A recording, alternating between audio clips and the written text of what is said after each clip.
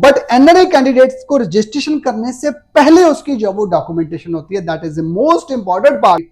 NRI में सिर्फ जो मेजर टास्क होता है वो फिजिकल डॉक्यूमेंटेशन के ऊपर ही जो वो निकाल देते हैं। इन्फॉर्मेशन हो जाती है, जब उनकी तसल्ली हो जाती है डॉक्यूमेंट में भी, हाँ जी भी ओके है जी, फिर वो टिक कर देते हैं कि इनकी सेम डे ऑलमोस्ट ये लगा के चलिए कि शाम तक आपके यूजर नेम पासवर्ड जो वो रेडी हो जाते हैं।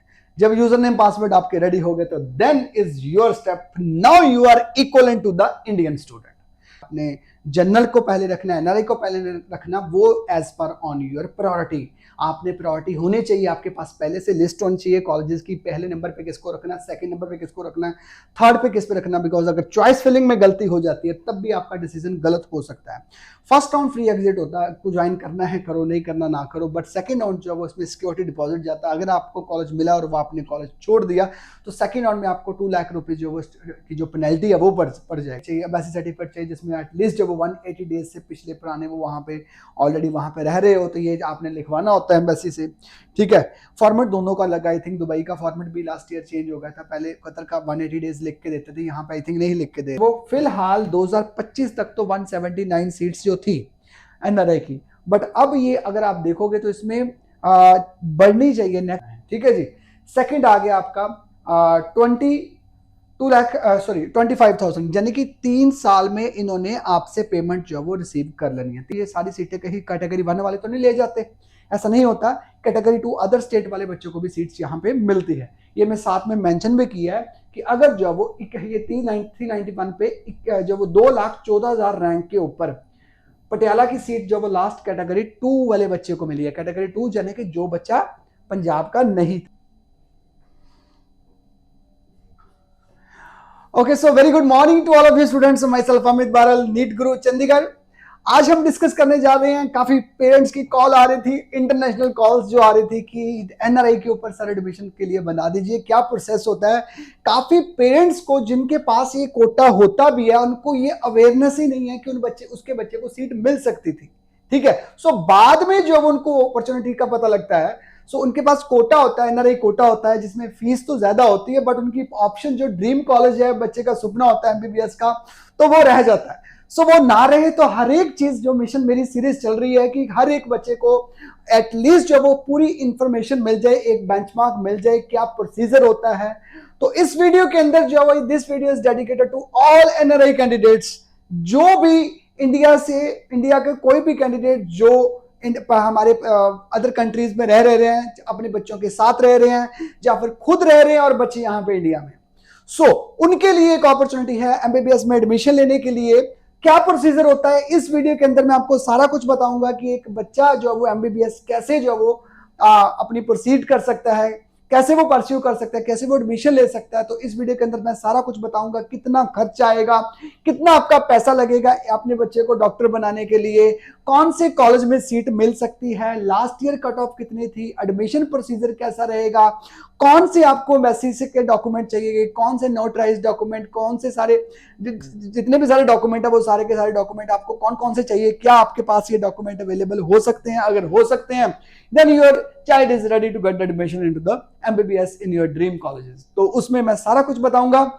ठीक है, और चैनल को सब्सक्राइब जरूर कर लीजिए, जिन बच्चों ने जो न्यू है उनको चैनल को सब्सक्राइब करना जरूरी है, बिकॉज इसी चैनल के ऊपर मैं हर एक इंफॉर्मेशन आपको देने जा रहा हूं, पूरे ऑल ओवर इंडिया डे 1 से लेके लास्ट तक जितनी भी जो वो आपकी काउंसलिंग का जो ट्रेवल रहेगा, ये 4-5 महीने का प्रोसीजर होता है, तो उसमें मैं आपके साथ ही रहूंगा, आपको हर एक अपडेट देता रहूंगा through this channel. But channel को सब्सक्राइब करना जरूर। सबसे पहले हम शुरू करेंगे कौन कौन से पंजाब के अंदर कौन से कॉलेजेस है जिसमें आपके बच्चे को एडमिशन मिल सकती है, गवर्नमेंट भी प्राइवेट भी, और उसमें टोटल सीट्स कितनी है।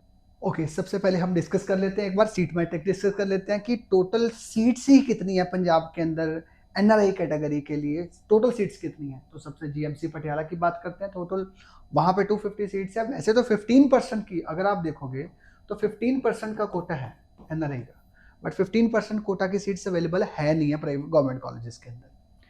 ठीक है, बट वैसे ये भी फिल नहीं होती, अल्टीमेटली ये भी सीट्स बच जाती हैं। तो जीएमसी पटियाला की डिस्कस करने जा रहे हैं। जीएमसी पटियाला में 13 सीट्स हैं, डीएमसी लुधियाना के अंदर 15 सीट्स हैं, और ये जो 15 सीट्स जो थी ये 100 सीट्स थी डीएमसी में। अभी तक जो है वो 2024 तक तो 100 सीट्स थी, बट 2025 की बात करते हैं तो 2025 में ये टोटल सीट जो थी इसमें 100 में 15 सीट्स आ रही थी।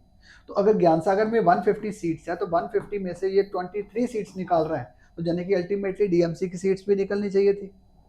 तो इस बार तो नहीं निकली है, बट जो इस बार 2026 में अब वी कैन एक्सपेक्ट कि ये 2026 में जो एक्सपेक्टेशन हमारी यही है कि अब ये जो आएगी जो सीट मैट्रिक्स बन के आएगा तो वहां पे डीएमसी की सीट जो वो बढ़नी चाहिए, 21 सीट्स होनी चाहिए, 21-22 सीट्स तो होनी चाहिए। ठीक है, जीएमसी अमृतसर की बात करते हैं तो 13 सीट्स है, फरीदकोट की बात करते हैं तो वहां पे 22 सीट्स है। यहाँ पे 15% का कोटा इंप्लीमेंट होता है, 15% को ऑल इंडिया कोटा की सीट्स को रिमूव करके रिमेनिंग जो 85% है उसका 15% जो वो सीट में 21 सीट्स बनती थी, तो उसमें उसने मेंशन कर दिया हुआ। यहाँ पे 100 सीट्स है मोहाली में, यहाँ पे 15 सीट्स है। तो ये सारा कुछ मिसमैच का रीजन जो वो ये सारा रोस्टर है, ये बाबा फरीद यूनिवर्सिटी में ही रोस्टर बनता है, वो रोस्टर के अकॉर्डिंग ही सीट्स बनाते हैं। हर साल की सीट मैट्रिक्स में प्लस माइनस ऊपर नीचे हो जाती है। वो उसके लिए वो अलग से वीडियो बनानी पड़ेगी, वो क्या माजरा है, वो किस तरीके से रोस्टर जब वो बनता है वो इसमें एक्सप्लेन नहीं किया जा सकता। सीएमसी लुधियाना में 15 टोटल 15 सीट्स हैं।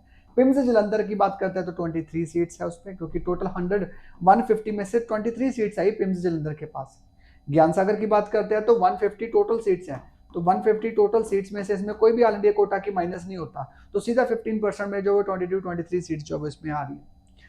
ठीक है, सो रिमंड मंडी गोविंदगढ़ की बात करते हैं, टोटल 50 सीट्स है, तो 50 में ही जो वो 7 सीट बनती है जी। आदेश बठिंडा की बात करते हैं तो 23 सीट आदेश बठिंडा की है, 11 सीटें जो एसजीआरडी अमृतसर की है। तो ये सारा का सारा टोटल सीट मैट्रिक्स है, लगभग जो वो 179 जो वो फिलहाल 2025 तक तो 179 सीट्स जो थी एनआरआई की, बट अब ये अगर आप देखोगे तो इसमें बढ़नी चाहिए नेक्स्ट टाइम जो एनआरआई की सीट जो वो इसमें जो रोस्टर के परसेंटेज के बेसिस के ऊपर देखा जाए तो डीएमसी की 21 सीट जाएंगी, 15 से 6 सीटें वो ऐड अप होनी चाहिए, 6 से 7 सीटें वो ऐड अप होनी चाहिए, प्लस फरीदकोट की सीटें ऐड होनी चाहिए। सॉरी, फरीदकोट में 150 से और, बट फरीदकोट में तो ऑलरेडी वैसे भी सीट्स जो वो ज्यादा ही है, 150 में ही उन्होंने 22 सीट्स दी हुई हैं। अगर फरीदकोट की बात करते हैं तो यहाँ पे मुझे लगता नहीं है बढ़ाएंगे, तो किसी में भी शायद पटियाला में या अमृतसर में सीट बढ़ा सकते हैं। सो नेक्स्ट ईयर, क्योंकि रोस्टर पॉइंट ऑफ व्यू से ओवरऑल सीट्स जो वो गवर्नमेंट की बढ़ गई हैं, तो परसेंटेज के बेसिस के ऊपर जो भी होगा वो इस टाइम पे तो नहीं, जैसे नीट का जो वो काउंसलिंग स्टार्ट होगी तो प्रॉस्पेक्टस में मेंशन होगा, उसी में ही एक बार डिस्कस कर लेंगे। अगर सीट बढ़ेगी तो उसमें तो मैं जो वो डिस्क्राइब तो करूंगा ही करूंगा इसमें। तो ये था सीट मैट्रिक्स जो मैंने आपके साथ डिस्कस कर। अब हम डिस्कस करने जा रहे हैं फीस स्ट्रक्चर, टोटल जो वो एनआरआई को कितना खर्चा आता है पंजाब के अंदर एमबीबीएस करने का, कितना खर्चा आ जाता है, यानी कि डे 1 से लेके जब रजिस्ट्रेशन से लेके फिजिकल डॉक्यूमेंटेशन से लेके जो एलिजिबिलिटी सर्टिफिकेट के डॉक्यूमेंट्स होते हैं उनकी सारा अमाउंट उसमें लगा के मैं आपको एक बार मैं सारा कुछ आपके सामने डिस्कस कर लेता हूँ। टोटल अगर देखा जाए तो ट्यूशन फीस की बात करता हूँ सिर्फ, I am just talking about only tuition fees lump sum जो उन्होंने बोला हुआ है कि $1,10,000 जो वो ये $1,10,000 जो वो ये आपको पे करना है टोटल ट्यूशन फी। ठीक है, चाहे वो गवर्नमेंट कॉलेज की हो, चाहे वो प्राइवेट कॉलेज हो, चाहे पंजाब के अंदर कोई भी गवर्नमेंट कॉलेज प्राइवेट कॉलेज है तो उसकी फीस जो वो इतनी ही लगेगी। ऐसा नहीं है कि चाहे गवर्नमेंट हो चाहे प्राइवेट हो, फीस जो वो सिंगल है। प्लस HSLB चार्जेस है, ये तो आपने सबने पे करने ही करने हैं, चाहे वो जनरल कैटेगरी का बच्चा, चाहे वो सिविलियन बच्चा, चाहे वो एनआरआई कैंडिडेट है, दोनों का ही ऑलमोस्ट इन्होंने ये वाला अमाउंट सबने पे करना होता है। ठीक है, बीडीएस का $44,000 है, ये यानी कि टोटल इंटेक इतना ही है। फर्स्ट इसमें से अब इसकी बाइफर्केशन क्या होती है कि $1,10,000 आपने एक टाइम पे नहीं करने हैं। $60,000 जो सबसे पहले एक बार मैं आपको बता दूं, ये मैंने आपके साथ पहले ये वाला पिक्चर क्लियर हो जाए। एक आपने सबसे पहले रजिस्ट्रेशन के टाइम पे जब $1,000 का चेक बनाना है, ठीक है, ड्राफ्ट बनेगा, ये बाबा फरीद यूनिवर्सिटी रजिस्ट्रार के नाम से ही आपका ड्राफ्ट बनेगा। ठीक है, 1 लाख फॉर गेटिंग एलिजिबिलिटी और इक्विवेलेंट सर्टिफिकेट के लिए आपका $1,000 का जब एक ये बनेगा, ड्राफ्ट बनेगा। एप्लीकेशन फीस उसके बाद आपकी $1,000 आपकी एप्लीकेशन फीस है यहाँ पे। After that the application form जब वो इंडियन रुपीज $2,000 आपका ये अमाउंट लगेगा, और एलिजिबिलिटी इक्विवेलेंट सर्टिफिकेट फॉर्म की फीस ही जो वो इंडियन रुपीज जो वो $1,000 है। ये वाला अमाउंट जब आपने रजिस्ट्रेशन करनी है तभी आपको ये रेडी करना है। इसकी पेमेंट की मोड कैसे होगा, वो किसके नाम से बनेगा, वो मैं बाद में डिटेल्स डिस्क्रिप्शन में दे दूंगा। नेक्स्ट जब मान लीजिए प्रोसीजर हो जाता है आपका रजिस्ट्रेशन के बाद, आपका कॉलेज, आपकी मेरिट लिस्ट, आपने रजिस्ट्रेशन कर दिया, फिर चॉइस फिलिंग होगी, फिर मेरिट लिस्ट बनने के बाद आपका जब कॉलेज अलॉट हो गया, तो ये $60,000 जब उसमें से $60,000 जो डॉलर है वो आपने तब पे करने हैं जिस दिन आपको कॉलेज मिल गया। जिस दिन आपको कॉलेज मिल गया कि हाँ ठीक है, दिस स्टूडेंट जो वो रविंदर गरेवाल स्टूडेंट है, उसका कॉलेज में नाम आ गया, डीएमसी लुधियाना में उसका नाम आ गया, तो तब जाके आपने 60,000 वहाँ पे जाके कॉलेज में जाके पहले ही बैंक में आपका अकाउंट बना होगा, एनआरआई आपके पास अकाउंट होगा, एनआरई और एनआरआई दोनों अकाउंट बने होंगे, तो आपने दोनों मोड में से कहीं से भी, प्लस साथ में जब एक सर्टिफिकेट बनेगा पेमेंट का, वो अटैचमेंट करके वो मैं आपको बाद में बता दूंगा। ठीक है, $60,000 आप $60,000 आपका अमाउंट जो वो आपका, और इक्वलेंट अमाउंट आपने आपके जो अकाउंट में होगा वो आपको ड्राफ्ट बना के दे देंगे। ये ड्राफ्ट बना के आपने कॉलेज में जाके सबमिट कर देना है। ठीक है जी। सेकंड आ गया आपका 25,000, यानी कि 3 साल में इन्होंने आपसे पेमेंट जो वो रिसीव कर लेनी है। 3 साल में आपकी फीस जो $1,10,000 है वो कंप्लीट हो जाएगी। थर्ड ईयर में आपका 25,000, सेकेंड ईयर में 25,000, फर्स्ट ईयर में $60,000। तो ये टोटल $1,10,000 आपका जो अमाउंट चार्ज वो कर लेंगे। ये था टोटल कंप्लीट जो वो फीस। प्लस इसके साथ में हाँ, गवर्नमेंट और प्राइवेट में फर्क क्या होता है। गवर्नमेंट में आपके जो वो हॉस्टल चार्जेस गवर्नमेंट वाले पड़ेंगे, बट प्राइवेट में प्राइवेट वाले लगेंगे। डीएमसी में 3,30,000 ₹3.5 लाख का चेक और लगता है।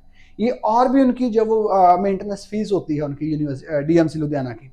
अगर इसके अलावा भी हॉस्टल के चार्जेस अलग है, हॉस्टल के चार्जेस ₹2 लाख हॉस्टल का अलग है, और प्लस साथ में जो भी हॉस्टल की जो वो अमेनिटीज प्रॉस्पेक्टस के चार्जेस होते हैं, जो जनरल बच्चा ने पे करना है, जो इंडियन स्टूडेंट ने जो पे करना है, नॉन एनआरआई कैंडिडेट ने जो पे करना है, वो तो आपने पे करना ही करना है। अपार्ट फ्रॉम दैट अगर उसकी जो फीस है, फीस के अलावा अपनी फीस पे करनी है। ट्यूशन फीस इज डिफरेंट, बाकी जो वो सिमिलर जो खर्चा जो वो इंडियन बच्चा करेगा वो एनआरआई करेगा ही करेगा। ठीक है जी। I think so this picture is clear to all of you. अब डिस्कस करने जा रहे हैं हम कट ऑफ, जिसकी आप वेट कर रहे थे कि हाँ मेरे कितने मार्क्स मिलेंगे पापा, मुझे कितने स्कोर के ऊपर हमें कितने मार्क्स होंगे सो दैट हमें जब डीएमसी लुधियाना में सीट मिल जाएगी, हमें पटियाला में सीट मिल जाएगी, अमृतसर में सीट मिल जाएगी, एसजीआरटी में सीट मिल जाएगी। सो हर बंदे का जो बेंचमार्क होता है, but ultimately the motive of this video is to give the cut off ही। आपको इस बच्चे को आइडिया होना बहुत जरूरी होता है, because this is the right time. अभी नीट का, अभी +2 के एग्जाम बच्चे दे रहे होंगे नीट में, जो भी बच्चे बाहर दुबई में, दोहा में, कतर में जो भी बच्चे बैठे होंगे, बाहर कनाडा यूएसए में जहां भी बच्चे बैठे होंगे, तो वो एग्जाम की प्रिपरेशन +2 के एग्जाम दे रहे होंगे, और उनका फोकस जो होगा वो बोर्ड के एग्जाम की ओर ही होगा। बिल्कुल ठीक है, आपको टेंशन लेने की जरूरत नहीं है। ये मेरा 15 ईयर का एक्सपीरियंस है, मैं आपके साथ शेयर कर रहा हूँ। ये आपका पहला टाइम है, बट मुझे 15 साल हो गया इसी टाइम के। आपके दिमाग में जो क्वेश्चन आ रहा होगा कि इस टाइम पे हम बोर्ड करें कि हमसे नहीं नीट होगा, हम बोर्ड करें या नीट करें, आप ही करोगे। ठीक है, आपसे हर साल जो ज्यादातर पॉसिबिलिटीज होती है वो रेगुलर स्टूडेंट की होती है बेटा। ठीक है, सो हाँ, जितना भी आपका स्कोर अपना अपना पूरा बेस्ट कीजिए, दोनों में ही अपना बेस्ट कीजिए। डेस्टिनी तो आपकी भगवान ने सारी लिखी हुई है जहां पे भी आपने जाना। ठीक है ना। सो अल्टीमेटली अगर आपकी एफर्ट में दिक्कत आ गई तो फिर जो है वो कुछ भी फिर तो खराब होएगा, फिर तो गलत होगा। अगर आपकी एफर्ट में कमी आएगी, एफर्ट में कमी क्यों आएगी? जब आपका मोरल डाउन होगा, कॉन्फिडेंस लेवल जब वो बिल्डअप होना चाहिए। पेरेंट्स से मैं यही करना चाहता हूँ कि बच्चे को मोटिवेट रखिए, मोटिवेशन रहेगा, अगर वो कॉन्फिडेंस उसका रहा तो उसका एग्जाम जब वो अच्छा जाएगा। ठीक है, so this is my message to all of you. अब कट ऑफ डिस्कस करने जा रहा हूं। इसमें कट ऑफ, पटियाला की कट ऑफ जब 398 में 2 तरह की कैटेगरी अब मिली भी किस बच्चों को, काफी बच्चों को, क्योंकि ये सारी सीटें कहीं कैटेगरी 1 वाले तो नहीं ले जाते, ऐसा नहीं होता। कैटेगरी 2 अदर स्टेट वाले बच्चों को भी सीट्स यहाँ पे मिलती है। ये मैं साथ में मेंशन भी किया है कि अगर जो वो ये 391 पे जो वो 2,14,000 रैंक के ऊपर पटियाला की सीट जो वो लास्ट कैटेगरी 2 वाले बच्चे को मिली है। कैटेगरी 2 यानी कि जो बच्चा पंजाब का नहीं था, ये पटियाला की सीट वो लेके गया है। ठीक है, राउंड 1 में। और राउंड 2 में तो ये जो वो 10 लाख रैंक के ऊपर भी चली गई है। 10 लाख रैंक भी होगा तब भी आपको पटियाला में सीट मिल जाएगी। और वो सीट कौन सा बच्चा लेके गया? कैटेगरी 2 वाला लेके गया। कैटेगरी 2 ऑलरेडी डिस्कस कर चुका हूं मैं आपके साथ।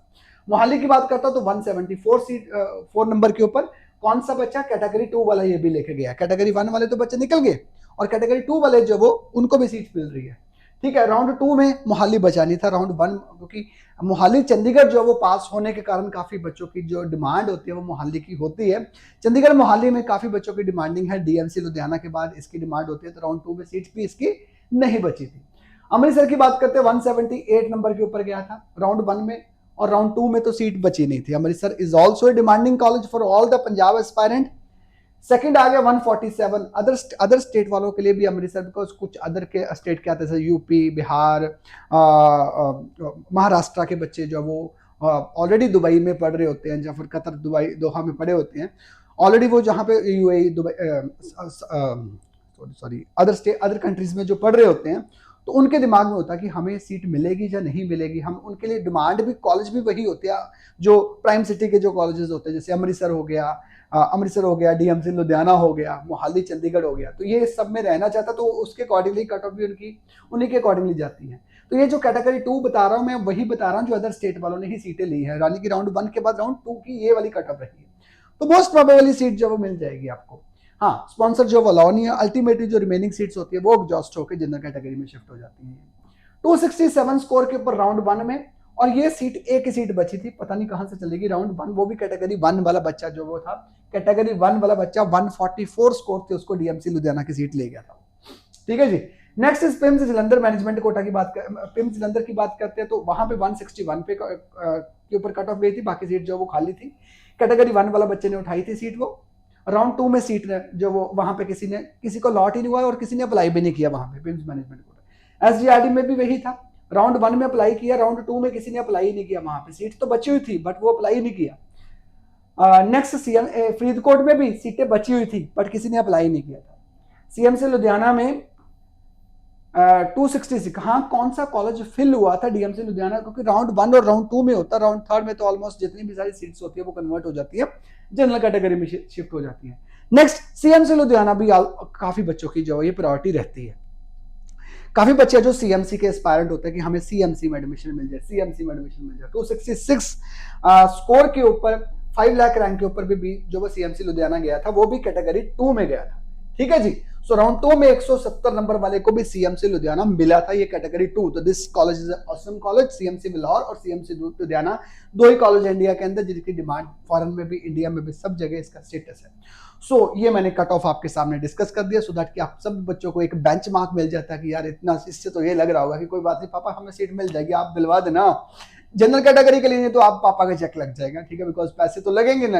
एनआरए का कट ऑफ, आप अगर आपने सीबीएसई की हुई है तो आप जनरल में भी फाइट कर सकते हो। अगर आपने अगर जनरल में आपका स्कोर नहीं बन रहा, उसके अकॉर्डिंगली मैच नहीं कर रहा, तो फिर तो एनआरए का चेक लगना ही है, तो फिर वो पापा के पैसे लगेंगे सारे के सारे। ठीक है। सो ये मैंने आपको सारा पिक्चर बता दी है। कट ऑफ क्या थी इस बार 2025 की, कट ऑफ क्या थी expected at the time of, बताऊंगा जब एग्जाम हो जाएगा।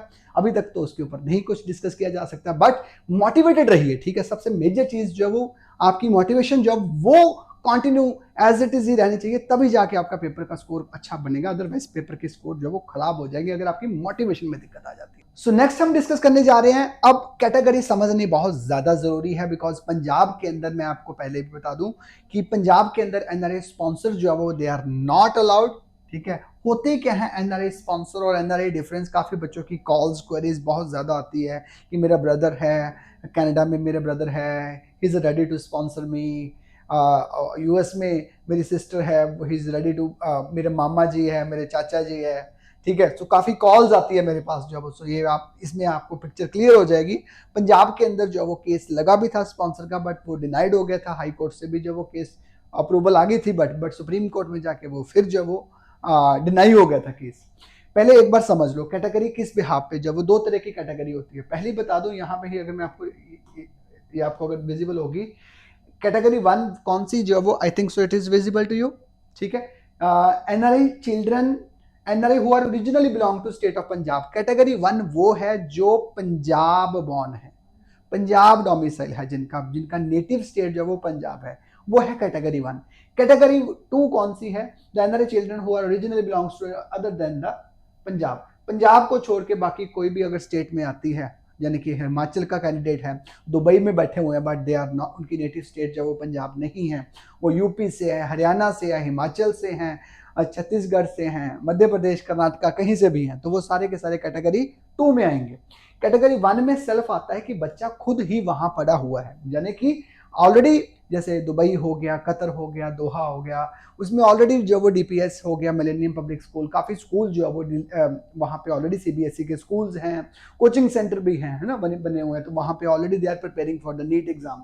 बट सीबीएसई है तो कहीं पे भी हो, तो अल्टीमेटली हुआ तो वो बच्चा दोनों वो ऐसे बच्चे दोनों जगह प्ले कर सकते हैं। वो जनरल कैटेगरी में भी कम्पीट करेगा अगर वो बच्चा सीबीएसई से पढ़ रहा है, ऑल्दो कि वो वहाँ पे है, बट बर्थ उसका यहाँ पे है, बट उसके बेसिस के ऊपर यहाँ इंडिया का उसका बर्थ है, वो यहाँ पे पढ़ रहा है, बर्थ उसका यहाँ पे है, सॉरी पंजाब में हुआ है, जहाँ उसके पेरेंट्स जो वो सारे पंजाब से बिलोंग करते हैं, और उनके बेसिस के ऊपर उनका डोमिसाइल बन रहा था, और प्लस साथ में वो बच्चा सीबीएसई का वहाँ से पढ़ा हुआ है, सीबीएसई उसकी सारा वो सीबीएसई से पढ़ा हुआ है, तो यानी कि उसको जब वो एलिजिबिलिटी इक्विवेलेंट सर्टिफिकेट की भी जरूरत नहीं है। सो वो बच्चे सेल्फ वो बच्चे होते हैं जो खुद बच्चे वहां पे पढ़ रहे हो, सिर्फ खुद एनआरआई हो, ठीक है। और दूसरी कैटेगरी आगे पेरेंट एनआरआई है, बच्चे यहाँ पे है, पंजाब में पढ़ रहे हैं, उनके मम्मा पापा जो वो वहीं पे पेरेंट जो दुबई में, कनाडा में ऑलरेडी वो वहीं पे ही जॉब कर रहे हैं, प्रोफेशनलिज्म पॉइंट ऑफ व्यू से वो वहीं पे हैं, बच्चे इंडिया में पढ़ रहे हैं, तो वो हो गए दूसरे पेरेंट। तो ये ए कैटेगरी आ गई, कैटेगरी 1 में ए आ गया, सॉरी कैटेगरी सेल्फ आ गया ए। कैटेगरी 1 में 2 कैटेगरी होती है, category A and category B, category A and category B, ये 2 तरह की कैटेगरी होती है। सेल्फ वो आ गया, पहली प्रायोरिटी इनको मिलेगी, दूसरी प्रायोरिटी जो उसको मिलेगी, ये भी चीज में प्रायोरिटी वाइज मिलेगी। उसके बाद अगर जो वो सीट एग्जॉस्ट हो जाती हैं, यानी कि पहली प्रायोरिटी जो मिलेगी वो इनको मिलेगी जो पंजाब नेटिव स्टेट है उनकी, तो first priority will be given to those candidate whose native state is the Punjab. तो पंजाब में जितनी भी सीट्स जो मैंने आपको सीट मैट्रिक्स में जो आपके साथ डिस्कस कर रहा हूँ करूंगा, वो सारा उसमें मेंशन है, वो ये वाली सीट वो उसी प्रायोरिटी जो वो उन्हीं को मिलेगी। दूसरी प्रायोरिटी में जब सीट जो वो बच जाएंगे तब भी बच जाती हैं, तो देन जो वो कैटेगरी 2 स्टार्ट होगी। इसकी जो भी मेरिट लिस्ट जो बनती है वो अलग से बनी है, मेरिट 1 कैटेगरी 1 की मेरिट लिस्ट अलग बनती है और कैटेगरी 2 की मेरिट लिस्ट अलग बनती है, ठीक है। सो कैटेगरी 1 और 2 I think clear to all of you. Next is for the NRI sponsor, grand parent हो गया, चाहे वो मैटरनल हो गया, पैटर्नल हो गया, brother sister, real brother sister, maternal uncle, चाचा जी, मामा जी, फुफर जी, ये सारे मैटरनल, सॉरी मामा जी आ गए मैटरनल अंकल, चाचा जी आ गए पैटर्नल अंकल, पैटर्नल आंट, चाची, मामी, जो भी है आपके, ठीक है। फर्स्ट कजन आ गए उनके, जो मामा जी का बेटा that is a first cousin हुआ, चाचा जी का बेटा that is a first cousin हुआ, मैटरनल और पैटर्नल, ठीक है। सेकंड कजन आ गए उनकी फर्दर जो वो जनरेशन, सेकंड जनरेशन में जो वो कजन है। बट ये इसमें कैटेगरी ये वाली जो स्पॉन्सर, ये उसमें चलेगा जहां पे स्पॉन्सर्ड अलाउ है। For example you can take the example of Haryana में ये सारी कैटेगरी अलाउ, कैटेगरी 1 भी है, कैटेगरी 2 भी है, 3 भी है, 4 भी है, 5 भी है, 6 भी है। तो ये सारी कैटेगरी स्पॉन्सर जो है वो पंजाब के अंदर अलाउ नहीं है, ठीक है जी। सो यहाँ पे अगर एडमिशन लेनी है तो सिर्फ यहाँ पे ही कैटेगरी 2 ही चलते हैं, ठीक है जी। ये मैंने आई थिंक ये वाली पिक्चर अभी आपको क्लियर होगी। Okay, so now the wait is over, that is the most awaited slide of my presentation. अब इसमें सबसे जो जिसको आपको सबको वेट है कि एडमिशन प्रोसीजर बताइए सर, कैसे एडमिशन हो सकती है हमारे बच्चे की, तो उसके लिए जो ये आपको मैंने स्लाइड बनाई है, पूरे आराम से इत्मीनान से, वीडियो थोड़ी लंबी है बट आप लोगों के लिए बनाई है सो दैट कि आपको वहाँ पे कोई दिक्कत ना आए। अगर फिर भी कोई दिक्कत आती है तो फिर तो हम यहाँ पे बैठे हुए हैं आपके जो वो सो दैट कि बच्चे का जो वो रिजल्ट कॉलेज है वो मिस नहीं होना चाहिए, तो उसकी हेल्प करने के लिए हम तो ऑलरेडी बैठे हुए हैं, ठीक है। सो देखो, सबसे पहले दोनों का ही प्रोसीजर है। जनरल बच्चा जो होता है वो सबसे उसका पहला स्टेप होता है रजिस्ट्रेशन का, ठीक है, ये उनका। बट आपने अगर एज ए एनआरआई अप्लाई करना है, सबसे पहले आप नीट का फॉर्म फिल करोगे। पहले आप नीट का फॉर्म फिल करोगे। नीट का फॉर्म फिल करने के बाद आपका 3 मई, टेंटेटिवली 3 मई को आपका एग्जाम हो जाएगा। एग्जाम होने के बाद सभी एनआरआई बच्चों को एक मैं मैसेज देना चाहता हूं, वहां पे आपका क्वेश्चन पेपर मिला होगा, तो क्वेश्चन पेपर के ऊपर आप आंसर जो भी होगा तो क्वेश्चन पेपर के ऊपर टिक जरूर कर लेना, सो दैट कि आपके पास एक एक्सपेक्टेड कट ऑफ जब वो पता लग जाए, जो दैन कि ऑलमोस्ट जो भी आप कोचिंग सेंटर से आप ऑनलाइन प्रिपरेशन कर रहे हो या फिर ऑफलाइन कर रहे हो, तो कोचिंग सेंटर वाले आपको एमसीसी जो वो OMR शीट की जो आंसर किया वो दे देंगे, आप उसके साथ मैच कर लेंगे तो एक आपको एक टेंटेटिवली आइडिया मिल जाएगा। सो वो आइडिया जो है ना वो आपके एडमिशन के लिए बहुत ज्यादा जो है वो मेरे लिए मैटर करता है। काफी क्लाइंट्स मेरे पास आते हैं तो कई बार उनको बच्चों को लगता है कि पहले उनके एक्सपेक्टेड स्कोर जब वो 300 400 है बट अल्टीमेटली 180 के ऊपर आ जाता है। सो अगर आप एक टेंटेटिव जो वो फिगर मेरे को बताओगे तो उसी के अकॉर्डिंगली मुझे कितनी स्टेट में मुझे पार्टिसिपेट करना है, तो that will be decided on your score, expected score. ठीक है, अल्टीमेटली जब हमें पता है कि हमारे यहाँ पे स्टेट में सीट बन रही है तो अदरवाइज दूसरी स्टेट में जाने का मतलब ही क्या बनता है ना। तो उससे ये चीज सारे बच्चे इस चीज का ध्यान रखें। अगर जो आपका एग्जामिनर जो वो उस टाइम पे कई बार ना ये होता है नीट में पहली बार ड्यूटी देने वाले भी कई बार अलग अलग बंदे होते हैं, और अगर आपको बोलता है कि क्वेश्चन पेपर के ऊपर टिक नहीं करना तो ये आप इंस्ट्रक्ट उसको कर देना कि क्वेश्चन पेपर के ऊपर जो वो टिक कर सकते हैं हम, आपने बोलना उनको। ठीक है, इवेल्युएटर को जो एग्जामिनर होते हैं ना जो कई बार उनको कुछ भी नहीं पता होता, अननेसेसरली जब वो करते रहते हैं बच्चा भी उस टाइम पे डिस्टर्ब हो जाता है। तो मैं आपको पहले से मोटिवेट कर रहा हूँ, इस चीज का ध्यान रखना। अगर बोलता है तो ये आपने उसको बताना कि हम कर सकते हैं, दिस इज आवर राइट। ठीक है जी, तो क्वेश्चन के ऊपर टिक जरूर करके आना सो दैट आपको आइडिया मिल जाएगा। आफ्टर दैट फिर उसके बाद आपका 1 मंथ के बाद रिजल्ट आएगा। रिजल्ट आने के बाद आपकी शुरू हो जाएगी डॉक्यूमेंट रजिस्ट्रेशन, काउंसलिंग का टाइम आ जाएगा। अब काउंसलिंग सबसे पहले स्टार्ट होगी ऑल इंडिया कोटा की। अब ऑल इंडिया कोटा में अगर आप डीम्ड के लिए एस्पायरेंट हो तो डीम्ड के लिए प्रोसीजर अलग होता है, उसके लिए मैं अलग से बताऊंगा। बट फिलहाल जो मैं आपको बता रहा हूं कि अगर आपने पंजाब में एडमिशन लेनी है तो उसके लिए आपको क्या करना है, जनरल कैंडिडेट को सबसे पहले स्टार्ट होता है रजिस्ट्रेशन से, बट एनआरआई कैंडिडेट्स को रजिस्ट्रेशन करने से पहले उसकी जो वो डॉक्यूमेंटेशन होती है, that is the most important part of the NRI candidate के लिए। सबसे जो मेजर पार्ट होता है वो रजिस्ट्रेशन से पहले ही होता है, that is a physical documentation. वहीं पे जाके आपकी एलिजिबिलिटी सर्टिफिकेट बनेगा, वहीं पे आपने पेमेंट करनी है। एलिजिबिलिटी सर्टिफिकेट आपको अगर मैं इसमें थोड़ा सा ब्रीफ कर देता हूं, थोड़ा सा, ठीक है, देखना ध्यान से पढ़ो। Before applying for the admission under the foreign Indian student यानी कि NRI candidate needs to be get equivalent eligibility certificate from the Baba Farid university applying in the prescribed application. ठीक है, along with the fee of the US dollar 1000 और its equivalent amount in the Indian rupees plus 1000 rupees, 1000 रुपये Indian rupees plus 1000 rupees का dollar demand draft ये आपका ready होना चाहिए। और the equivalent cost of the application form at the shape of demand draft और या फिर cashier cheque in favour of the registered Baba Farid university की फॉर्म में ये आपने अमाउंट लेना है।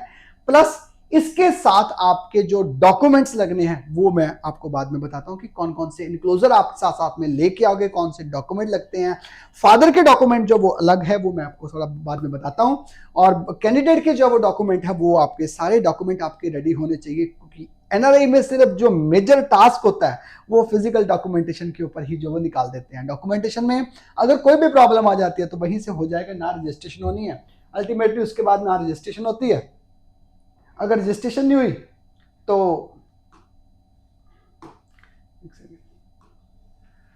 ठीक है, रजिस्ट्रेशन के बाद फिजिकल डॉक्यूमेंटेशन होनी, उसके बाद हो जाएगी वो जब जैसे आपकी रजिस्ट्रेशन हो जाएगी उसमें आप डॉक्यूमेंट सारे के सारे डॉक्यूमेंट आप उनको प्रोवाइड कर दोगे। ओरिजिनल डॉक्यूमेंट आपने सबने लेके आने हैं, पासपोर्ट हो गया आपका, जो वो एम्बेसी सर्टिफिकेट जो वो ओके ठीक है। जो फिजिकल डॉक्यूमेंटेशन के टाइम पे जो एलिजिबिलिटी क्राइटेरिया जो आपने बनाना होता है उसके लिए मैं आपको एक बार बता देता हूँ कि आपको उसके लिए डॉक्यूमेंटेशन रिक्वायर्ड होते हैं, दोनों के पेरेंट्स की अलग होती हैं।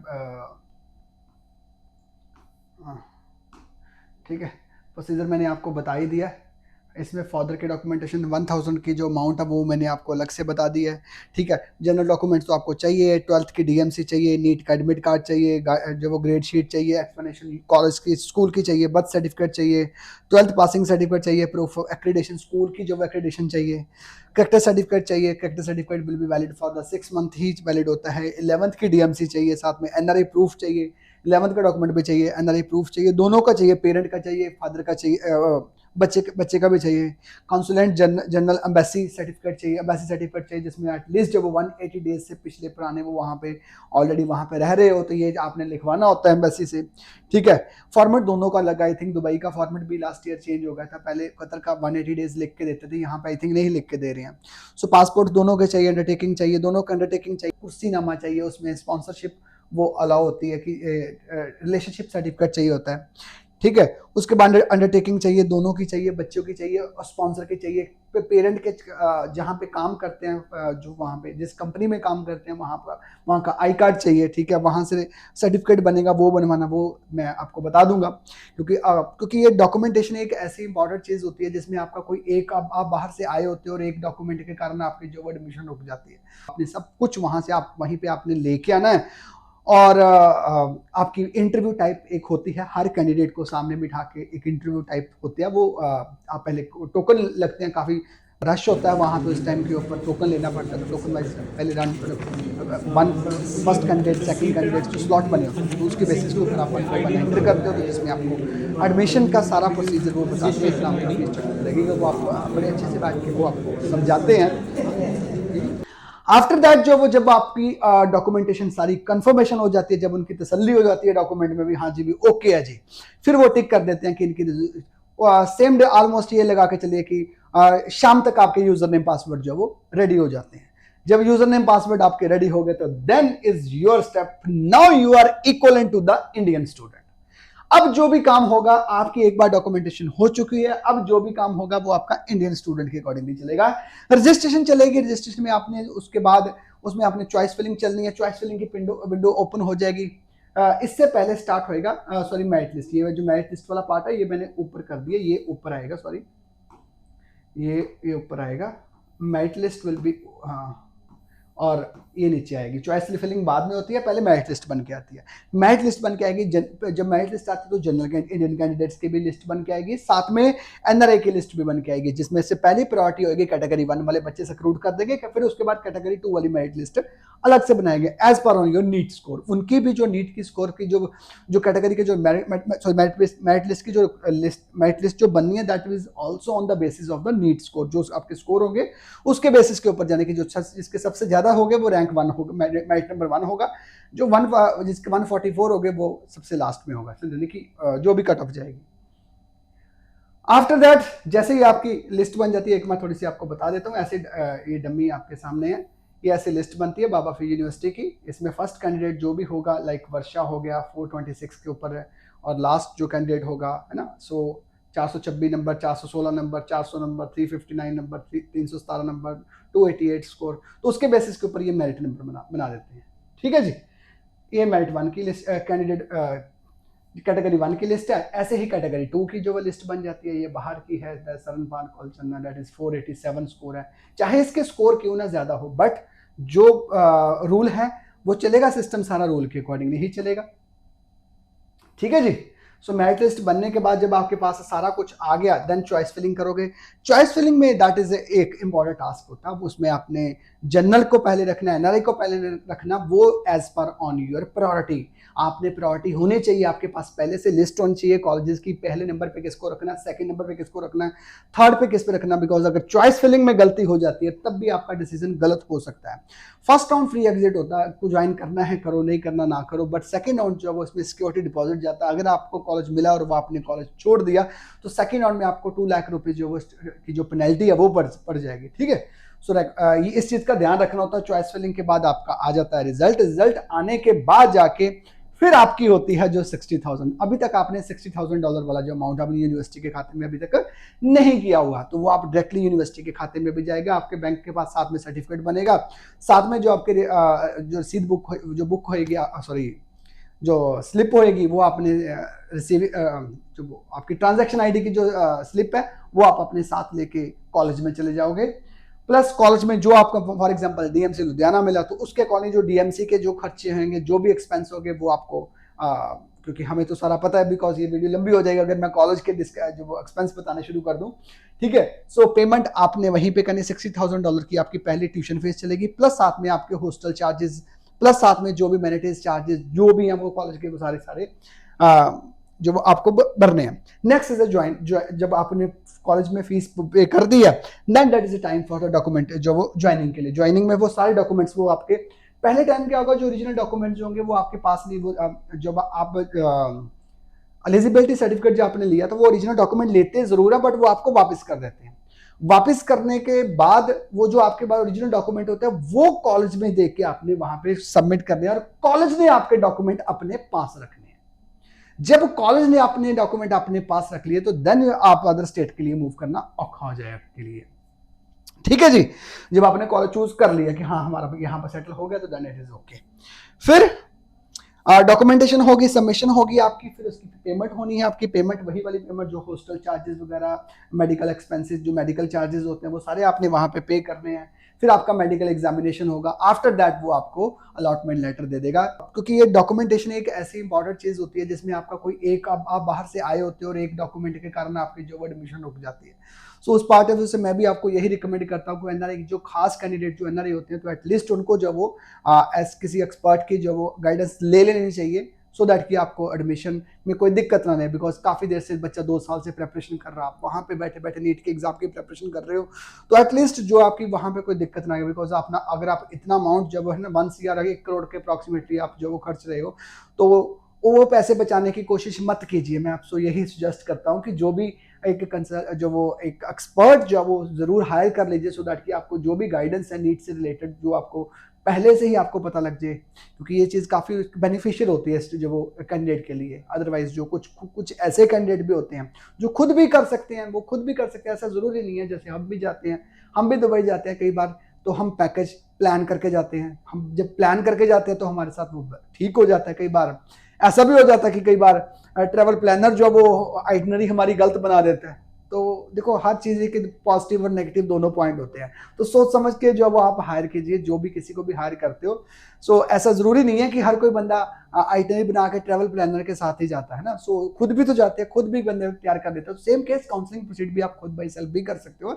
ऐसा ज़रूरी नहीं है कि आपको एडमिशन नहीं मिलेगी अगर आप काउंसलर हायर नहीं करोगे। But this is my advice, क्योंकि जो बंदा ऑलरेडी, बिकॉज आपका पहला साल है, बट जो बंदा ऑलरेडी वहां पे काम कर रहा है उसका, जैसे मैं अपनी एग्जांपल देता हूं, तो मेरे को 15 ईयर हो गया। सो 15 ईयर में से ऑलरेडी हमें पता कि हर कॉलेज यूनिवर्सिटी वालों ने कौन सा डॉक्यूमेंट ऑन द स्पॉट आपसे जो डिमांड करनी है। सो ये वाली चीजें मैटर करती हैं।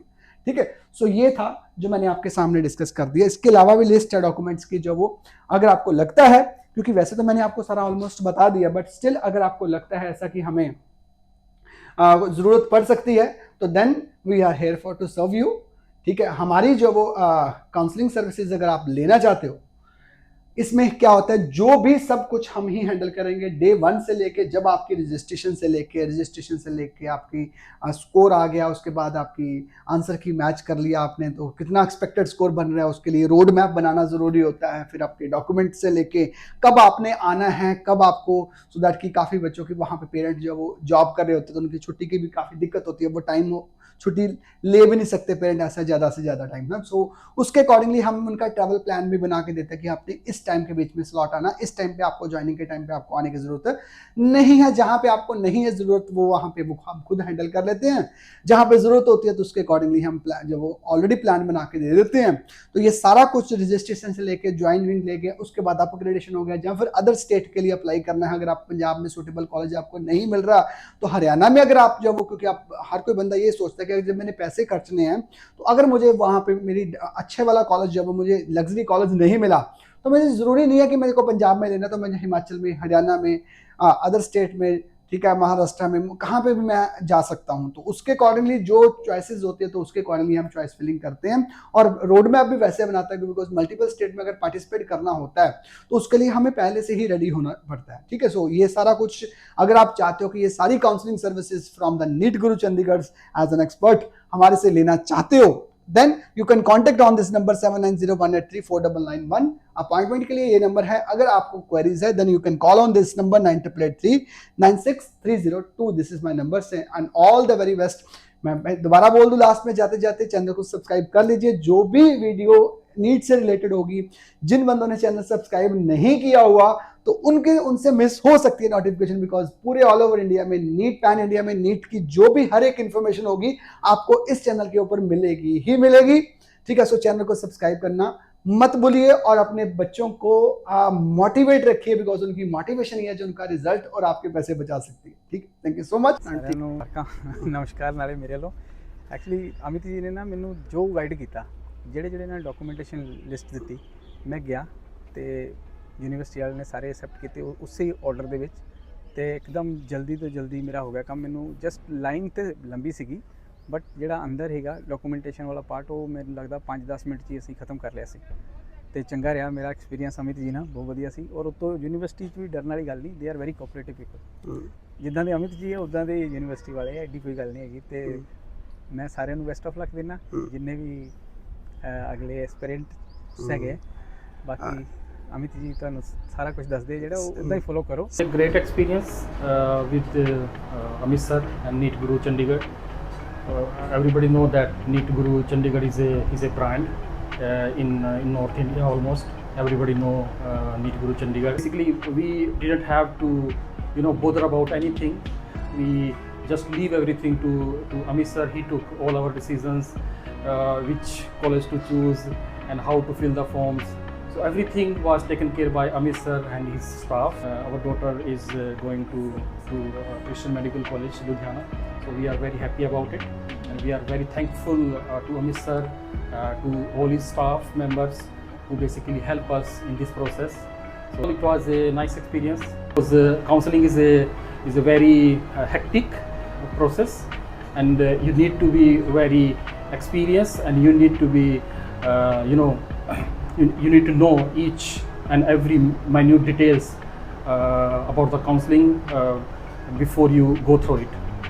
And Amit sir and NEET Guru Chandigarh is the best. So we basically recommend NEET Guru Chandigarh for all the NEET aspirants basically who are looking for a counseling in 2026, 2027 or in the future.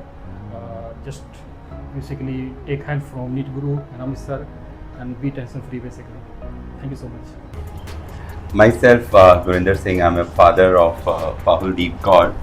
So we are very lucky, we are in touch with NEET Guru. From last more than 1 year, we are in touch with this family, and now we are a member of this family. Now we got a college, which our dream college. My daughter Pahuldeep Kaur now got a dream college. So Amit ji was very much confident. Yes, you will get this college in this round, because I can say yes, and I'm sure yes, he is a guru for the NEET counseling. And now I feel that right, he is a guru in a NEET counseling, because he said yes, you will get your dream college in this round, right? And now my daughter is blessed, and she was also interested in that dream college now, and we are very lucky. We are member of the family NEET Guru, and now we came here to celebrate a success of my ward, and we as a whole family very thank you so much, sir. You help us a lot, and to definitely in our future my daughter will become a wonderful doctor, and it's possible because of your blessing. Thank you so much, NEET family. Sir has been an angel in my life. I'll never forget him. I have been blessed to get him as my mentor, my guide. He has supported me for more than 1 year. Today I can call myself Dr. Pahul because of NEET Guru. Thank you so much. ਹੋਈ ਹੈ ਡਾਕਟਰੀ line ਦੇ ਵਿੱਚ ਤੇ ਕਿਵੇਂ ਦਾ ਮਾਹੌਲ ਹੈ ਘਰ ਦੇ ਵਿੱਚ? ਖੁਸ਼ੀ ਤਾਂ ਬਹੁਤ ਜ਼ਿਆਦਾ ਹੈ, ਜੋ ਅਸੀਂ ਕਰ ਨਹੀਂ ਸਕਦੇ, ਸੋਚ ਨਹੀਂ ਸਕਦੇ ਸੀ, ਉਹ ਸਾਰਾ ਕ੍ਰੈਡਿਟ ਸਰ ਨੂੰ ਜਾਂਦਾ ਹੈ। ਬਹੁਤ ਖੁਸ਼ੀ ਦਾ ਮਾਹੌਲ ਹੈ ਜੀ। ਤੇ ਭੰਗੜੇ ਪੈ ਰਹੇ ਸਭ ਵਧਾਈਆਂ ਦੇ ਰਹੇ। ਬਹੁਤ ਵਧੀਆ, बहुत खुशी वाला माहौल है। सर जी माहौल तो बहुत बढ़िया लग रहा है। ऐसा लगता है कि एक जो जीवन में इंसान सपना देखता है कि जी बच्चे बड़े होकर के कुछ काबिल बन जाएं, माँ बाप का तो यही सपना ही होता है। ਨੀਟ ਗੁਰੂ ਚੰਡੀਗੜ੍ਹ ਨੇ ਕੀ ਚੁਣਿਆ? ਇੱਥੇ ਸਾਨੂੰ ਨੇੜੇ ਪਿਆ ਹਨਾ ਪਹੁੰਚ। Okay. ਬਾਕੀ ਇਹਨਾਂ ਦੀ ਜਿਹੜੀ ਰੈਪੋ ਉਹ ਵੀ ਬਹੁਤ ਅੱਛੀ ਹੈ ਤੇ ਬਹੁਤ ਅੱਛਾ ਨੇਚਰ ਵੀ ਇਹਨਾਂ ਦਾ ਅੱਛਾ, ਕਾਫੀ ਮਤਲਬ ਗਾਈਡੈਂਸ ਬਹੁਤ ਵਧੀਆ ਦਿੰਦੇ ਆ। ਸਰ ਨਾਲ ਮਿਲ ਕੇ ਬਹੁਤ ਵਧੀਆ ਲੱਗਾ। ਸਰ ਬਹੁਤ ਵਧੀਆ ਵਾ, ਨੇਚਰ ਬਹੁਤ ਅੱਛੀ ਹੈ। ਨਹੀਂ ਸਰ ਨੇ ਜਦ ਕਾਉਂਸਲਿੰਗ ਹੋਈ ਹੈ ਉਹਦੇ ਵਿੱਚ ਕੋਈ ਤੁਹਾਨੂੰ ਕੋਈ ਕਮੀ ਲੱਗੀ ਹੋਵੇ? नहीं बिल्कुल भी कोई कमी नहीं किसी की तरफ। ਮਤਲਬ ਬੈਸਟ बेस्ट हमारी ये बेस्ट।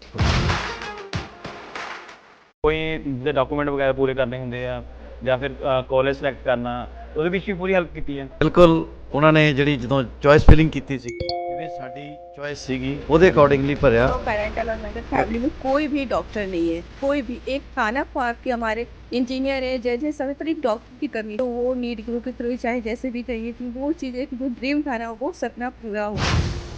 ਕਿਤੇ ਲੋੜ ਪੈ ਜਾਂਦੀ ਰਾਤ ਨੂੰ 11 ਵਜੇ 12 ਵਜੇ ਹਾਂ ਐਨੀ ਟਾਈਮ ਜਿੱਦੇ ਵੀ ਲੋੜ ਪਈ ਕਦੇ ਵੀ ਫੋਨ ਯਾਨੀ ਅਨਅਟੈਂਡਡ ਨਹੀਂ ਰਿਹਾ, ਹਮੇਸ਼ਾ ਅਟੈਂਡ ਕਰਦੇ ਰਹੇ। ਸਿਰਫ ਇਹ ਕਹਿੰਦੇ ਟੈਨਸ਼ਨ ਲੈਣਾ ਮੈਂ ਹੈ। ਇਵਨ ਕੋਈ ਵੀ ਸਲਾਈਟ ਕੁਐਸਚਨ ਹੁੰਦਾ ਸੀ, sir was just a phone call away. ਤੁਸੀਂ ਕਦੇ ਵੀ ਮੈਸੇਜ ਕਰ ਦਿਓ, ਸਰ ਹਮੇਸ਼ਾ ਇਨਸਟੈਂਟ ਰਿਪਲਾਈ ਕਰ ਦਿੰਦੇ ਸੀ ਫੋਨ।